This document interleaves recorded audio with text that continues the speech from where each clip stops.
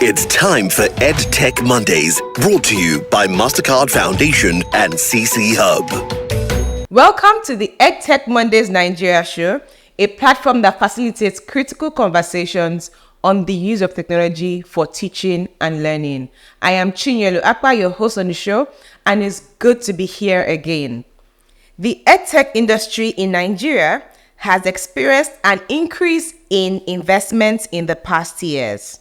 However, despite this increase, we are yet to witness a measurable increase in learning outcomes across the country. Global education bodies like UNESCO and the World Bank, through the Education and Technology Readiness Index and guidelines for ICT in education policies and master plans respectively, advocate for effective policies to guide the use and advancement of technology in education for improved learning outcomes. On the EdTech Monday Show this month, we aim to examine the policies that currently guide education in Nigeria and identify those necessary to advance the use of technology for teaching and learning. Today, I am joined by Damilola Oguntunde. Damilola is a transformational leader who has impacted thousands of people through his teachings, books, podcasts, blog posts, articles, and devotionals. He is the founder of Harde Business School, a digital vehicle for educational transformation in Africa and emerging markets, with the primary objective of making higher education more value-based, accessible, flexible, and affordable. Join me as I welcome today Damilola Oguntunde. Hello, Damilola. How are you? Hello, good to be here. Thank you for having me. Good. So this month, I said already, we are discussing the role of policy in advancing EdTech in Nigeria. And I know you have a lot, on your mind to let off. Being the founder of Harde Business School, and I know a lot about Harde Business School, and I know how policies have impacted higher education in Nigeria, good and bad. So quickly, I'd like to just hear your own point of view on the current state of education and education technology in Nigeria. Are we doing enough? And are the policies helping to improve education and education technology in Nigeria? Very, very good question. So when we begin to talk about education in Nigeria, I think there are a number of things that we can really consider. Say, for example, with the last UTME, we had over 77% failure rate. Now, that 77% of people had less than 200 in the JAM 2024. Now, whilst a lot of the headlines would, highlight those who got above 300, the most and the more revealing statistics are those who got below 200, and it's a very massive amount of people.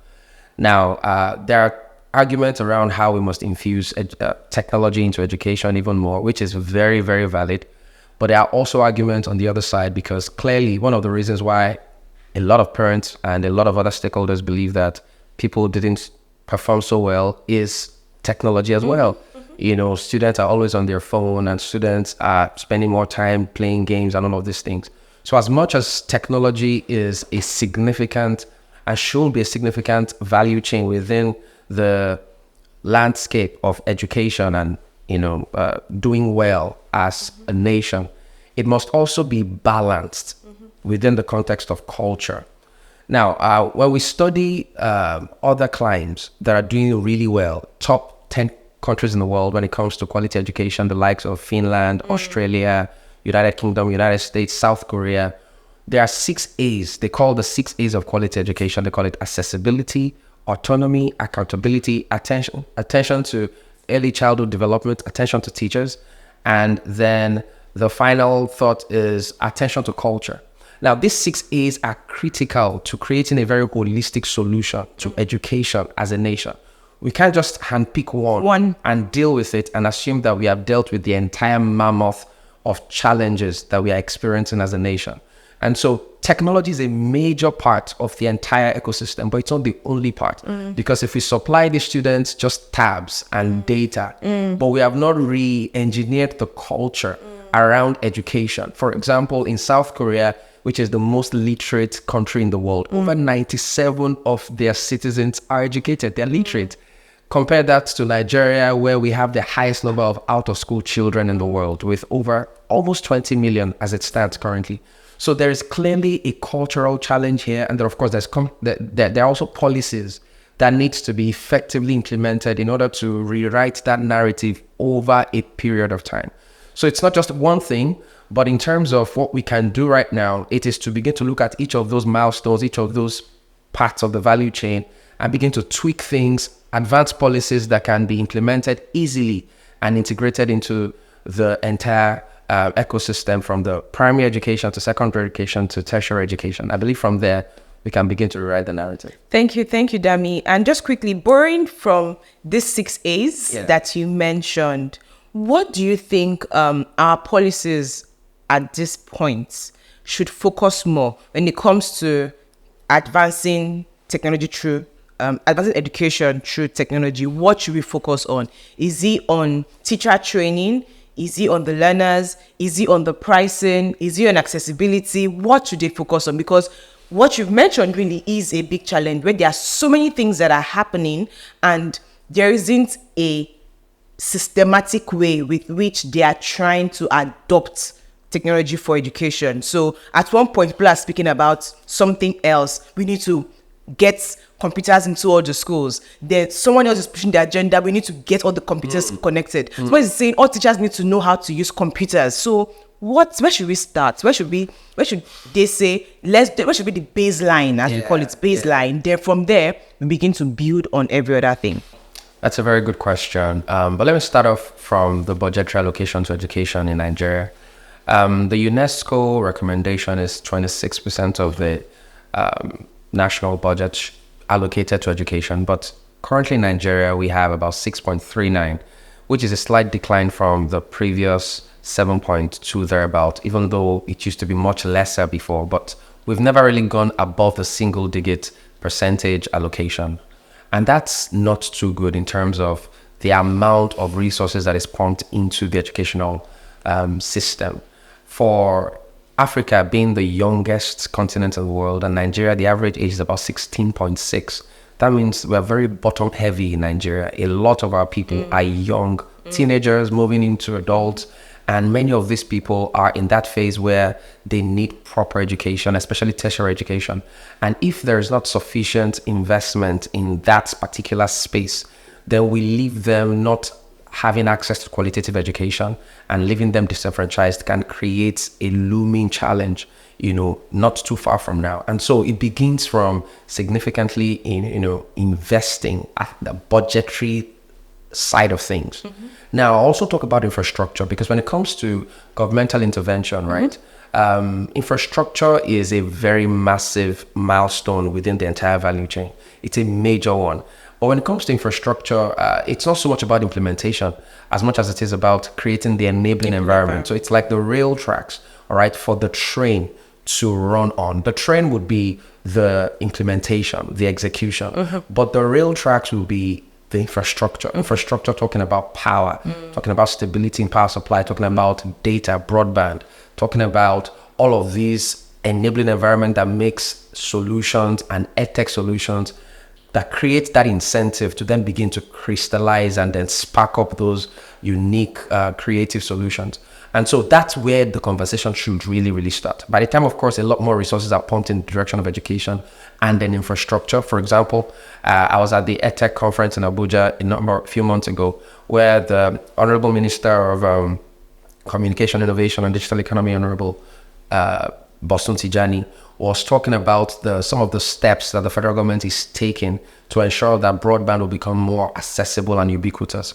By the time we have that, for example, Nigerians are very creative people. We are very innovative. We are constantly looking for how to collaborate with very bright minds, whether it is locally or across the aisle in African countries or even internationally, to create solutions that can serve our people here in Nigeria, because the deficit is a lot. over 1.8 million Nigerians write JAM every single year. And if you combine all the infrastructural capacity of all the traditional universities combined, we cannot accommodate more than 600,000 of them. That means 70% of that number, they get disenfranchised. They don't have access to qualitative education. And what do? They just go take on vices, and that already adds to the significant challenges that we're having when it comes to security, which also impact on potential investments. I mean, the ripple effect is massive. And so these are some of the critical issues. Another thing which I really believe is so important is we've talked about the railroad, which is the infrastructure. Then we need to talk about the implementation and the execution. At that level, we're talking about quality education. And that quality education is a combination of a few things. Quality teachers, quality content, and then quality delivery methodology. You see, these three things, they're intertwined, but they're separate and they're very nuanced. You can have the best of educators and teachers. If the content is not good, the education is not good. If the content and the teachers are good, but the delivery methodology is not good. And this is where tech also comes in. The delivery methodology is where tech comes in. By the time you have great teachers and great content, but the way you are engaging and delivering the material to the students is not the most exciting, is not imaginative. You're not using the technology, that they're very familiar with. These are digital natives. For the very first time, a generation is defined by their tech savviness. We call them Gen Z, Gen Alpha, people who are very comfortable with technology, and then you want to teach them without what they're most comfortable with. And that is where we need to begin to infuse tech into the culture and making it look like, this is part of the new normal, where people learn on their devices, on their laptops, because typically when you are spending too much time on your device, your parents are telling you, go to your room, go and read your books. Right now, reading happens, go and mop the cup, go and wash your plates. But right now, reading happens on the devices, even though that must also be properly structured and monitored, so that we don't have people filling jams because they spend all their time watching movies and cartoons instead of reading their books on their platforms. So my point is, there is the infrastructural side that needs to be effectively talked about and done something about. And then there's also the implementation side, which is where private stakeholders and tech solutions also come in. So I think I'll leave it at that. There's another thought which I'll share perhaps much later in the conversation. I want to almost play devil's advocate here, where you have mentioned infrastructure and you referred to that some part of what the Honorable Minister mentioned during the EdTech conference. It was in July. I was there. And I'd like to say that the government is doing a lot with infrastructure. Are businesses like yours taking advantage of this already existing infrastructure to improve technology? Or are you waiting for the utopia that might not come as soon as we want it to come? Are we doing enough? Because you've spoken about the railroads, and I want to believe that it's not a virgin land. Some tracks have been laid. So what are businesses doing to take advantage? You run Harde Business School. Are there instances, have you thought of using some of the digital learning centers that are available spread across Nigeria to get people onto your platform? Are there ways that's the question really. Are businesses, are EdTech founders, people who are building for education, leveraging technology, are they taking advantage of what exists, or are they just waiting for grants and loans and funds to run their business? That's a very good question. And that is one of the major issues we have when it comes to the community of innovators, especially when it comes to EdTech. Now, for you to get into EdTech, you must not only be concerned about making money, you must be concerned about impact as well. Absolutely. Unlike other industries. Yeah. And so there are a lot of people who are going into EdTech for impact, but sometimes the zeal it errs on the side of knowledge. So a lot of these EdTech solutions are not even aware really of some of the infrastructure and policies that the federal government has, put in place to help their endeavors.